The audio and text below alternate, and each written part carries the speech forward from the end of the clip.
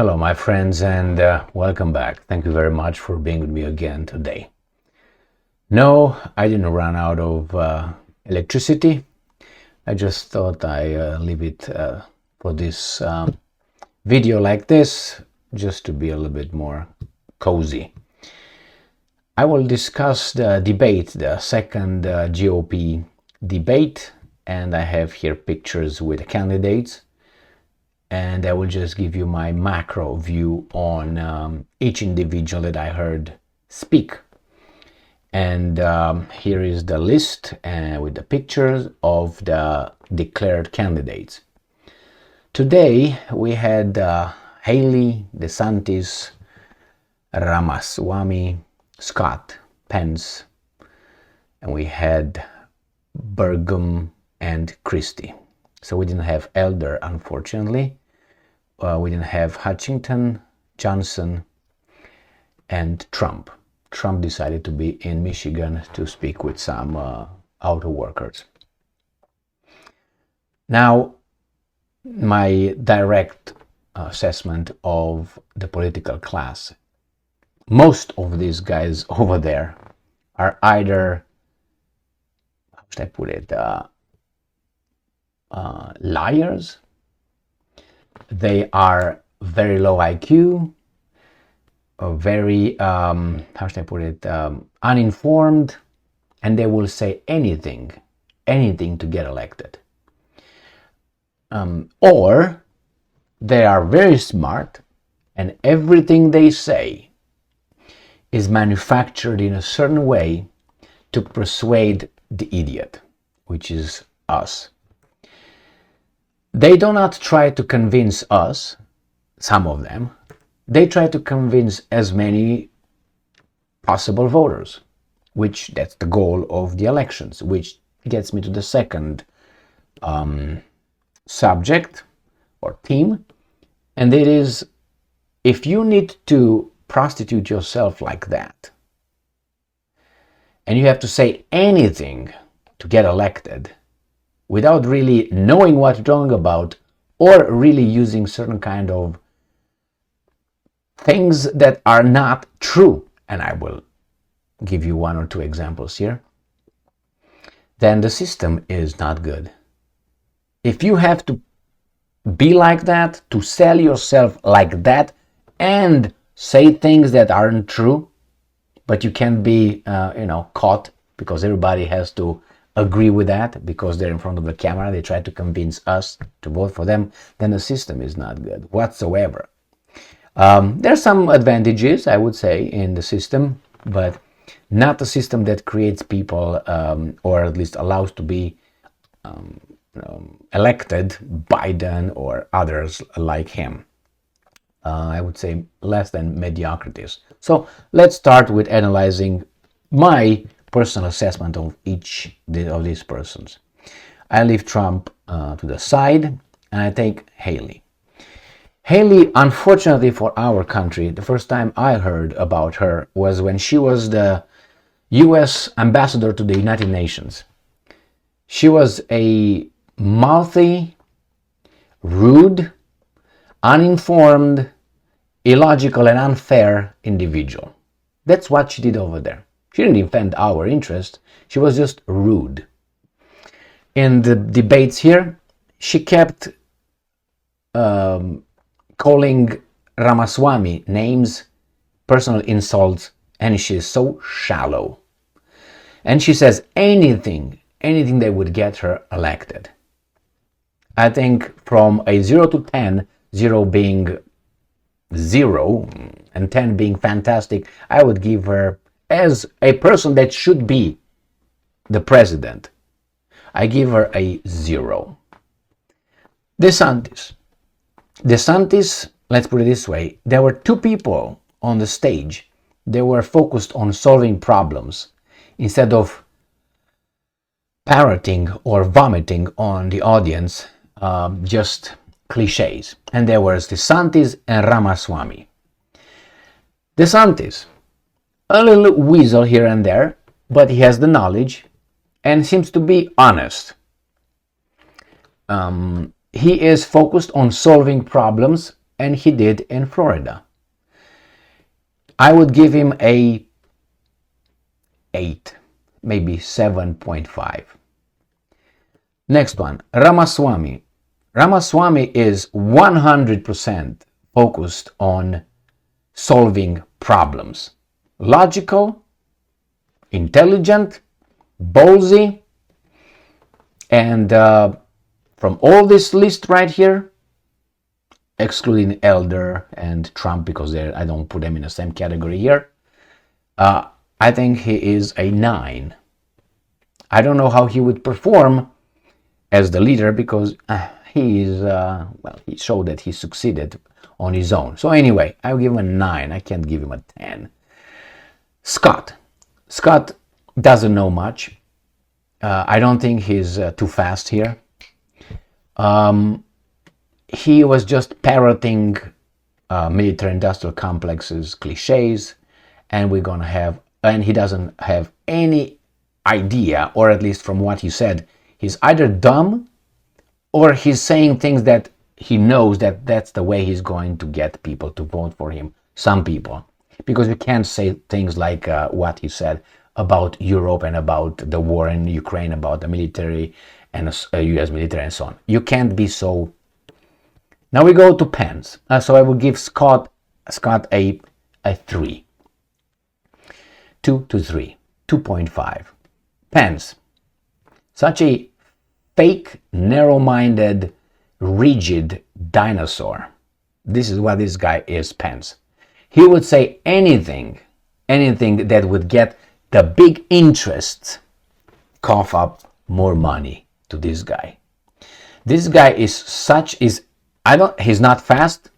I don't think he is informed, and he is just, you know how when you have a debate with someone, he gets the answer after the issue passed. Oh, I meant to too late. That he's like after the fact. I would give this guy, and I think he's a 100% in the pockets of big interests and military-industrial complex. I don't even know why Trump got him as a vice president, probably because of certain kind of strata in the society with, whatever, you do what you need to do.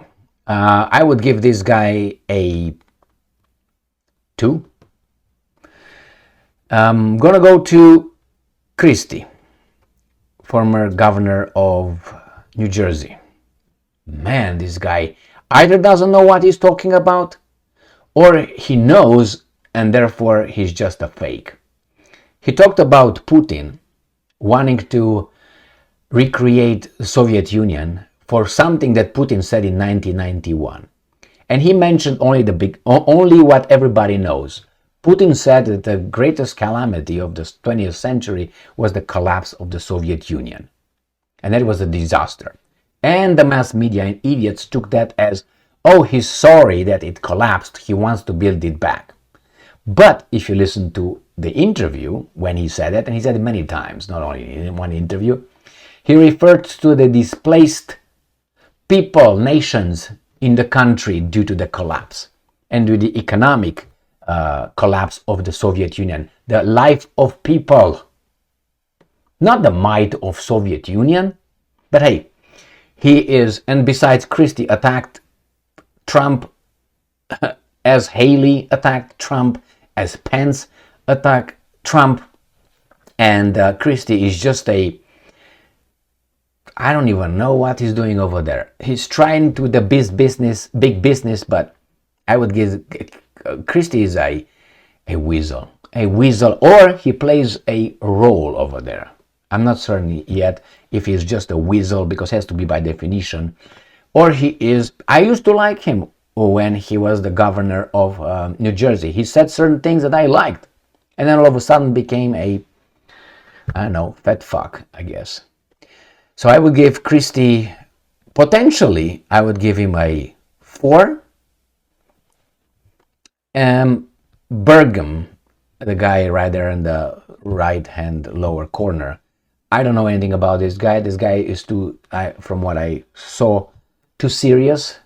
And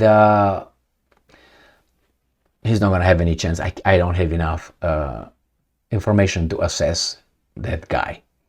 My major issue here is, as a conclusion, if those over there are the ones that part of the country has to vote for, I don't even know how in the hell we survive as a nation.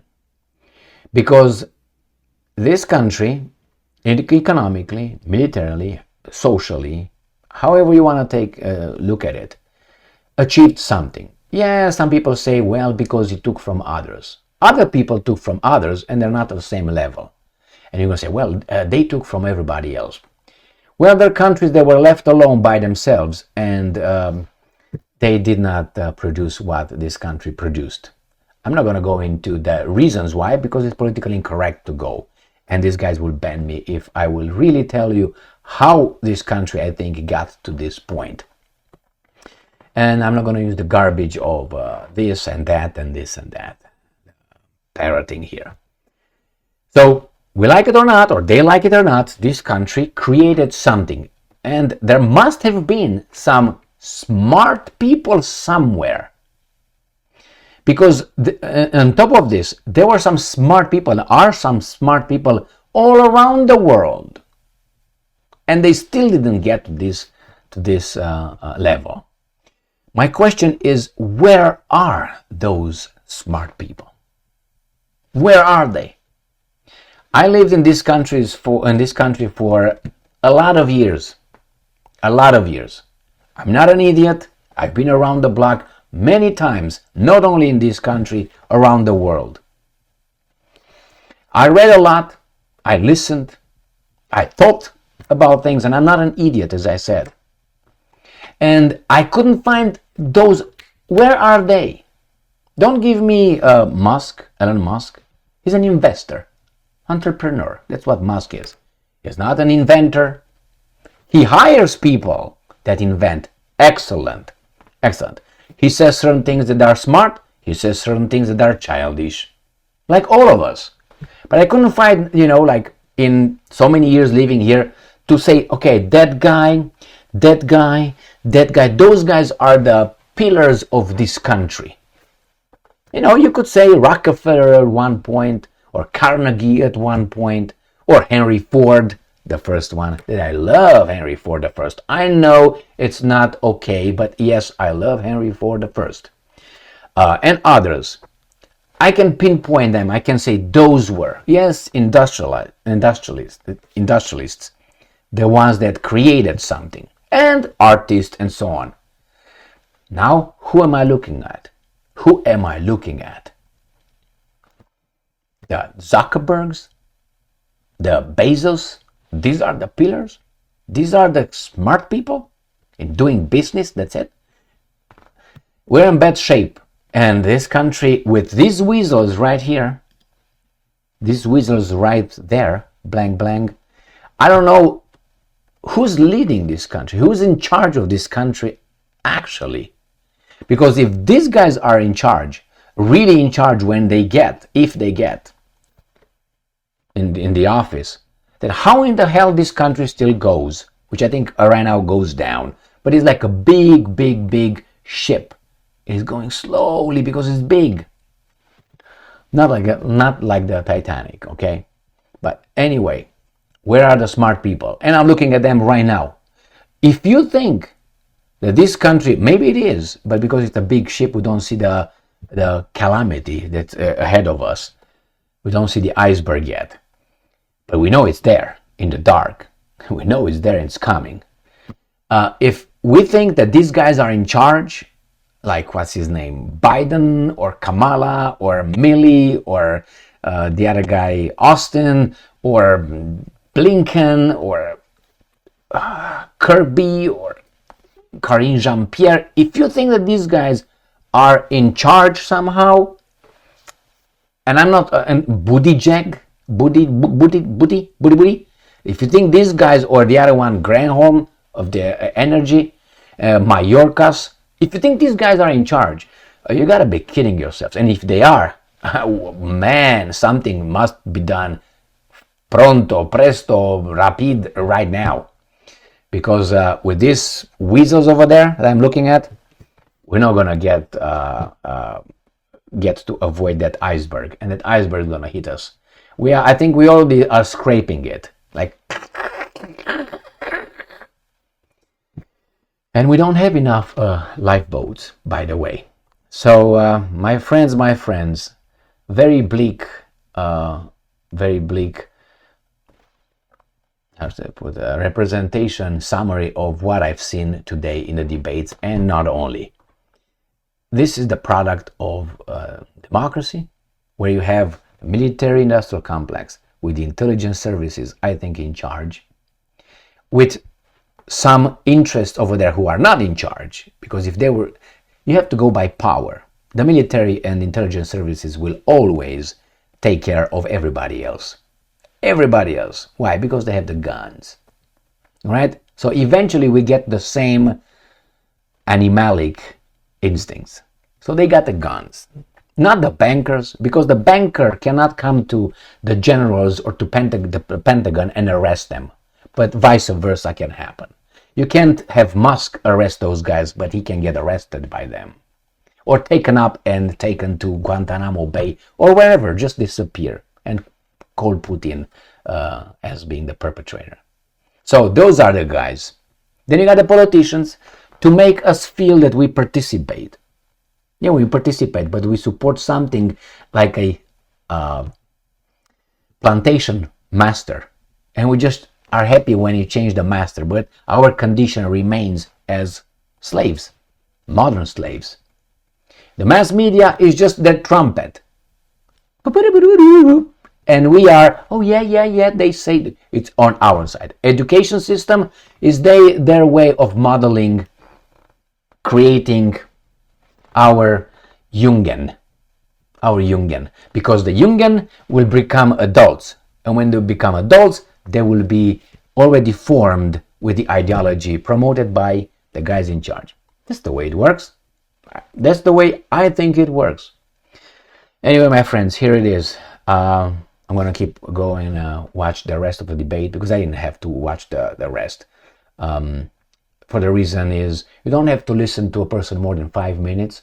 Ask a few questions, maybe 2 questions, see how the person processes the information, the answer, and you have about 90% of that person's way of thinking revealed. So I don't need to look at these guys, which I looked over and over so far in their interviews and all that. And that's it, my friends. It's a bleak onlook on this political system that we got, these weasels. Thank you very much for being with me again today. Stay strong, stay smart, look for the truth, and be just.